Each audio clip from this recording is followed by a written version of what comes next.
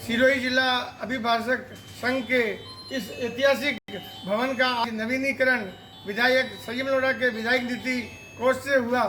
इस अवसर पर आयोजित समारोह में मुख्य अतिथि रहे सेशंस जज व विधायक संयम लोढ़ा ने आयोजित समारोह के अंदर बताया कि आज़ादी के आंदोलन में भी अधिवक्ताओं का अहम योगदान रहा था और हम सब मिलकर एक अच्छे भारत और नए समाज की रचना करके वंचित वर्ग, शोषित वर्ग और आम जन को न्याय दिला सकते हैं। आइए इस अवसर पर क्या कहा किसने, और इससे पूर्व हम बात करते हैं हमारे अभिभाषक संघ के अध्यक्ष श्री भंवर सिंह जी से। भंवर सिंह जी, आज के इस आयोजन में क्या क्या रहा? आज के आयोजन में हमने अपने विधायक संयम जी लोढ़ा साहब से मांग रखी थी कि हमारे ये जो वकील मंडल का सभा भवन है उसका नवीनीकरण किया जाए।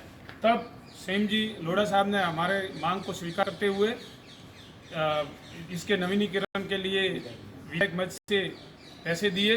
उस विधायक मद से पैसे दिए, उसके बाद में हमने ये इसका नवीनीकरण करवाया गया और आज इस परिप्रेक्ष्य में इस नवीनीकरण सभा भवन का उद्घाटन था, जिसमें माननीय श्री संयम लोढ़ा जी मुख्य अतिथि थे और हमारे माननीय जिला एवं शासन न्यायाधीश महोदया अति विशिष्ट अतिथि थे, जिनके द्वारा ये आज इस भवन का नवीनीकरण और उद्घाटन किया गया। ये क्या कहेंगे आप आज इस नवीनीकरण उद्घाटन कार्यक्रम को? जो नवीनीकरण किया गया, ये विधायक मद से जो राशि स्वीकृत की गई थी हमारे विधायक जी संयम जी लोढ़ा साहब और बहुत सारा सराहनीय कार्य किया। और हमारे जो ये हॉल का जो निर्माण हुआ है ये आपकी आंखों के सामने है और हमारे वकील मंडल के लिए और आमजन के लिए बहुत अच्छी। कुलदीप जी, आप क्या कहेंगे? जिला अभिभाषक संघ का सभा भवन का जो नवीनीकरण कार्य हुआ है, इससे हमारे अधिवक्ताओं को काफ़ी लाभ मिला है। 250 के आसपास अधिवक्ता नए आए हैं, उनके बैठने के लिए उचित व्यवस्था हुई है और ये अच्छा भवन बन करके हमारे बीच में तैयार हुआ है। इससे काफ़ी अधिवक्ताओं को लाभ मिला। क्योंकि मैं कानून का विद्यार्थी रहा हूँ, मेरी आदतें अभी भी बदली, अभी भी बहुत से फैसले मुझे पढ़ते रहने की आदत है।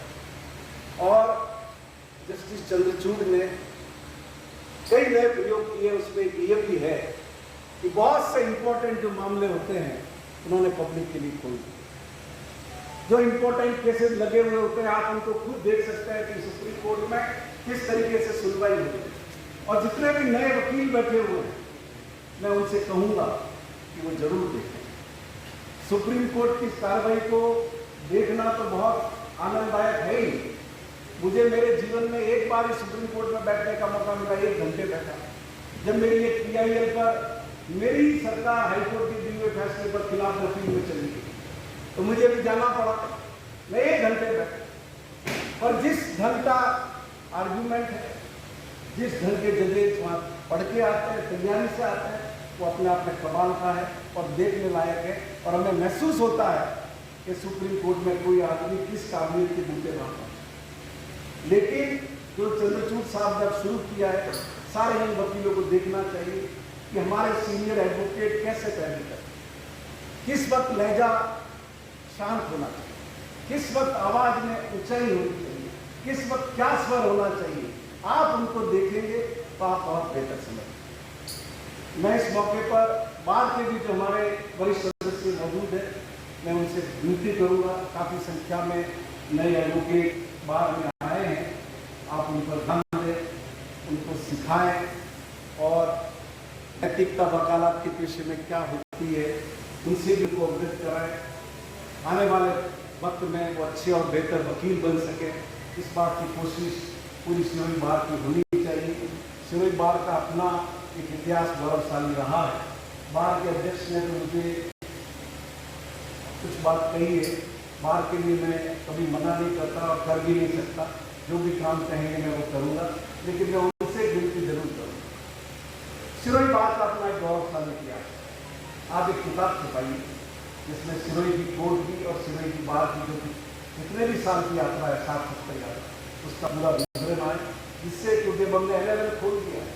आने वाले वक्त में और भी चीज़ें होगी तो सिरोही के बार पर भी कभी कोई शोध, कोई दूसरी समस्याएं हो, हमेशा आगे बढ़कर के योगदान।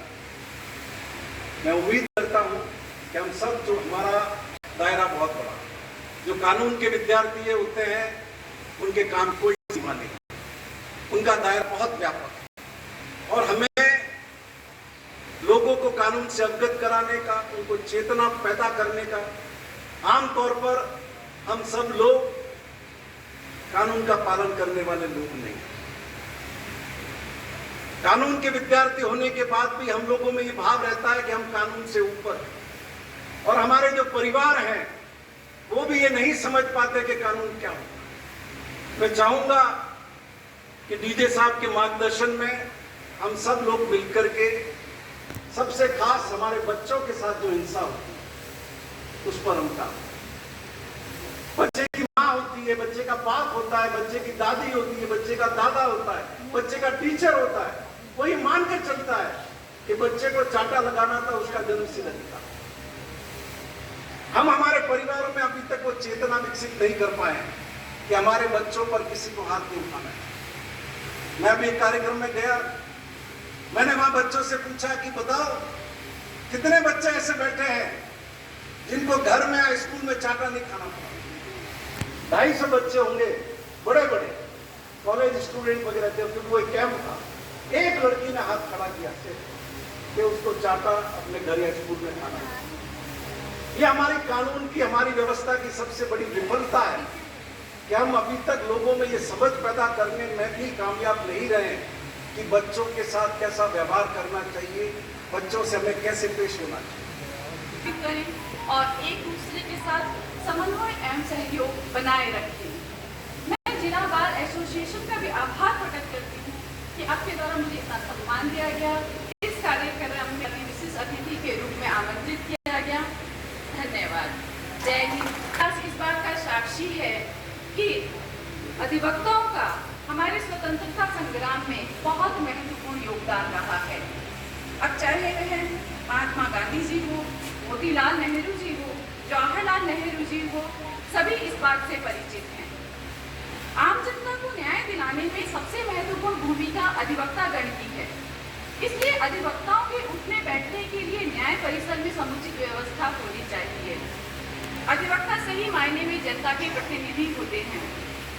मैं विधायक श्री संयम जी लोढ़ा जी को साधुवाद देती हूँ कि उन्होंने कुशल जनप्रतिनिधि के रूप में सिरोही के अधिवक्ता गण की समस्याओं को समझा और विधायक निधि से अधिवक्ता सभागार का नवीनीकरण कराया।